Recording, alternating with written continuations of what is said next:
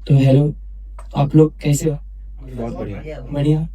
तो सबसे पहले मैं अपना नाम बताना चाहता हूँ, वो भी शायराना अंदाज में। कि लिखा था कि अपनी दिल की बातें तुम्हारे दिलों तक पहुंचाऊंगा ही।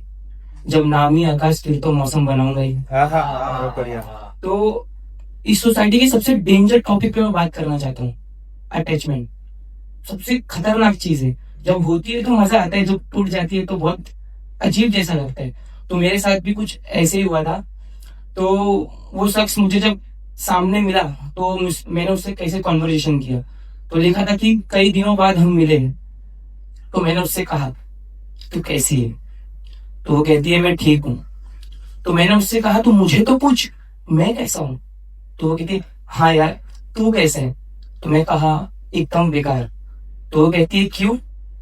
मैं कहा, जब से तू गई मेरा मन ही नहीं लगता। तो वो कहती है, चल झूठा।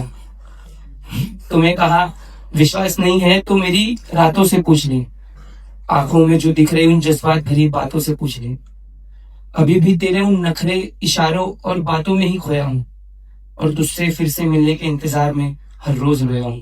बहुत बढ़िया। बहुत अभी भी लगता है तुझे ये बातें झूठ है कि अभी भी लगता है तुझे ये बातें झूठ है। तो चल फिर मेरे गीले तकियों से पूछ ले। वाह। तो चल फिर मेरे गीले तकियों से पूछ ले। और जब अपन कपल होते हैं साथ में, तो अपना पार्टनर अगर अनहैप्पी फील करे, दुखी फील करे ना, तो तुम्हें भी अच्छा नहीं लगता है। तुम सोचते क्या हो गया उसके साथ। तो मैंने उसी पे कुछ लिखा था कि आधा चांद और तेरी आधी मुस्कान हमेशा अधूरा लगता है। ओ, कि आधा चांद और तेरी आधी मुस्कान हमेशा अधूरा लगता है। तू मुझसे रूठे, ये बात मेरे दिल को बुरा लगता है। तू है मेरी, यही बात का गुरु लगता है। और बाहों में बाहें डाल बैठना, ये सबसे बड़ा सुकून लगता है। बहुत बढ़िया। बाहों में बाहें डाल बैठना, ये सबसे बड़ा सुकून लगता है। और मैं मेरा भाई एक दिन गांव से आया था, बड़ा भाई था। उसने अपने रिलेशनशिप के बारे में बताया। इसी टॉपिक पे बात कर रहा हूँ।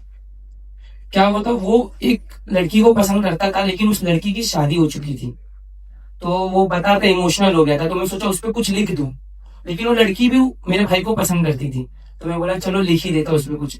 लिखा था कि साथ बिताए हुए वो पल प्यार की निशानी है, शायद वो आज मेरे लिए अनजानी है।